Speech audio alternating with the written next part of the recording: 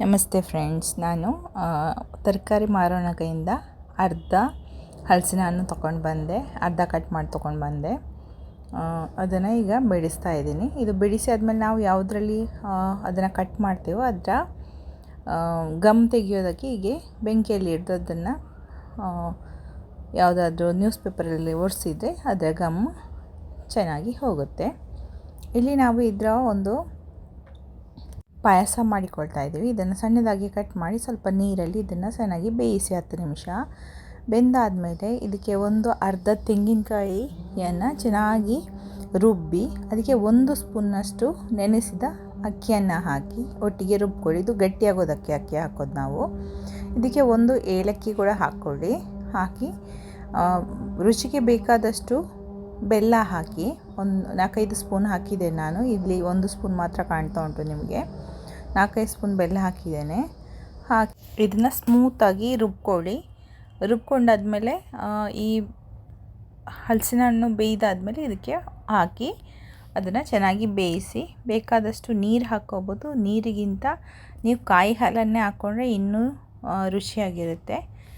ನೋಡಿ, ಹೀಗೆ ನೀರು ಮಾಡ್ಕೊಳ್ಳಿ. ಎಷ್ಟು ನಿಮಗೆ ಪಾಯಸದ ಹದ ಬೇಕೋ ಅಷ್ಟು ಮಾಡ್ಕೊಳ್ಳಿ. ಇಲ್ಲಿ ನೆನಪಿಡಬೇಕಾದ್ದು, ನಾವು ಅಕ್ಕಿಯನ್ನು ಸ್ವಲ್ಪನೇ ಹಾಕಬೇಕು, ಇಲ್ಲಾಂದರೆ ಅದು ತುಂಬ ಗಟ್ಟಿಯಾಗ್ಬೋದು. ನೋಡಿ, ಹೀಗೆ ಇಷ್ಟೇ, ತುಂಬ ಸುಲಭ, ಅಷ್ಟೇ ರುಚಿಕರವಾದ್ದು. ಇದಕ್ಕೆ ಸ್ವಲ್ಪ ತುಪ್ಪದಲ್ಲಿ ಗೋಡಂಬಿ, ದ್ರಾಕ್ಷಿ ಎಲ್ಲ ಹುರಿದು ಹಾಕಿದರೆ ಇನ್ನೂ ಸಖತ್ ಟೇಸ್ಟಿಯಾಗಿರುತ್ತೆ.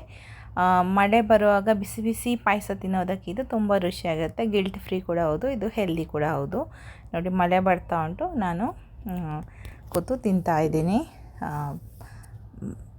ತಣ್ಣಗಿನ ಮಳೆಗೆ ಬಿಸಿ ಬಿಸಿ ಪಾಯಸ. ಇಲ್ಲಿ ನಾವು ದೋಸೆ ಮತ್ತು ಅಪ್ಪೆ ಮಾಡ್ತಾಯಿದ್ದೀವಿ. ಇದಕ್ಕೂ ಕೂಡ ಅಷ್ಟೇ, ತೆಂಗಿನಕಾಯಿ ಒಂದು ಅರ್ಧ ಹೋಳು 1.5 ಗ್ಲಾಸ್ ಹಾಕಿ ಸ್ವಲ್ಪ ಹಲಸಿನ ತೊಳೆಯನ್ನು ಹಾಕಿ ಒಟ್ಟಿಗೆ ಚೆನ್ನಾಗಿ ರುಬ್ಕೊಂಡು ಇದಕ್ಕೆ ಸ್ಮೂತಾಗಿ ರುಬ್ಕೊಂಡಾದಮೇಲೆ ನೀರು ಜಾಸ್ತಿ ಹಾಕಬೇಡಿ, ಸ್ವಲ್ಪನೇ ಹಾಕ್ಕೊಳ್ಳಿ.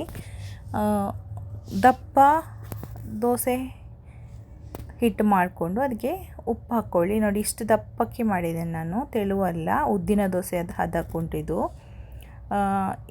ಇದಕ್ಕೆ ಬೇಕಿದ್ದರೆ ನೀವು 1 ಪ್ಯಾಕೆಟ್ ಈನೋ ಹಾಕ್ಕೊಳ್ಳಿ, ಒಳ್ಳೆಯದಾಗುತ್ತೆ. ಅದು ಬೇಡ ಅಂತ ಹೇಳಿದರೆ ಹಾಗೇನೆ ದೋಸೆ ಒಳ್ಳೆಯದಾಗುತ್ತೆ. ಇದನ್ನು ಚಟ್ನಿ ಜೊತೆ ಅಥವಾ ಜೇನುತುಪ್ಪದ ಜೊತೆ ತಿನ್ನಲಿಕ್ಕೆ ಸಖತ್ತಾಗಿರುತ್ತೆ. ಈನೋದ ಮೇಲೆ ನಾನು ಸ್ವಲ್ಪ ನೀರು ಹಾಕ್ತಾಯಿದ್ದೇನೆ, ಅದು ಆ್ಯಕ್ಟಿವ್ ಆಗೋದಕ್ಕೆ. ಇದನ್ನು ಚೆನ್ನಾಗಿ ಕಬ್ಬಿಣದ ಹೆಂಚಿನ ಮೇಲೆ ಸ್ವಲ್ಪ ಬೆಣ್ಣೆ ಸವರ್ಕೊಂಡು ದೋಸೆ ಮಾಡ್ಕೊಳ್ಳಿ. ಅದರ ಮೇಲೆ ಕೂಡ ಸ್ವಲ್ಪ ತುಪ್ಪ ಸವರ್ಕೊಳ್ಳಿ. ತುಂಬ ರುಚಿಯಾಗಿರುತ್ತೆ. ನಿಮಗೆ ಇಷ್ಟ ಅಂತ ಹೇಳಿದರೆ ಜೇನುತುಪ್ಪದ ಜೊತೆ ಒಂದು ಸಲ ತಿಂದು ಖಂಡಿತವಾಗ್ಲೂ ನೋಡಿ. ಪಕ್ಕದ ಮನೆಯವರು ನಿಮ್ಮ ಮನೆಗೆ ತಿಂಡಿಗೆ ಬರೋಷ್ಟು ಅರೋಮ್ಯಾಟಿಕ್ ಆಗಿರುತ್ತೆ, ಅಂದರೆ ಪರಿಮಳ ಅಷ್ಟು ಬರುತ್ತೆ, ರುಚಿಯೂ ಅಷ್ಟೇ ಇರುತ್ತೆ.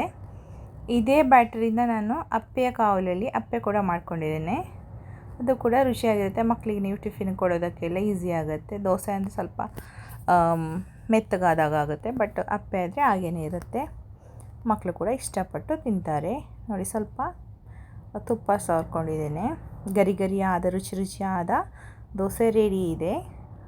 ನಾನೀಗ ಏನು ಪಾಯಸ ಮಾಡಿದ್ನೋ ಇದಕ್ಕಿಂತ ಮೊದಲು, ಅದು ನನ್ನ ಅಜ್ಜಿ, ಅಂದರೆ ನನ್ನ ತಂದೆಯ ತಾಯಿ, ಅವ್ರಿಗೆ ಅಲ್ಲಿರಲಿಲ್ಲ. ಅವ್ರಿಗೆ ಹಾಗೇ ಹಲಸಿನ ಹಣ್ಣು ತಿನ್ನಲಿಕ್ಕೆ ಆಗ್ತಿರಲಿಲ್ಲ. ಹಾಗಾಗಿ ಆ ರೀತಿ ಪಾಯಸ ಮಾಡಿ ಅವ್ರಿಗೆ ಕೊಡ್ತಾಯಿದ್ರು. ಅವರು ಕೂಡ ಇಷ್ಟಪಟ್ಟು ತಿಂತಾಯಿದ್ರು. ನಿಮ್ಮ ಮನೆಯಲ್ಲೂ ಯಾರಾದರೂ ಹಿರಿಯರಿದ್ದರೆ, ಅವರಿಗೆ ಹಲಸಿನ ಹಣ್ಣು ತುಂಬ ಇಷ್ಟ ಅಂತಿದ್ದರೆ ಆ ರೀತಿ ನೀವು ಪಾಯಸ ಮಾಡಿ ಕೊಡ್ಬೋದು.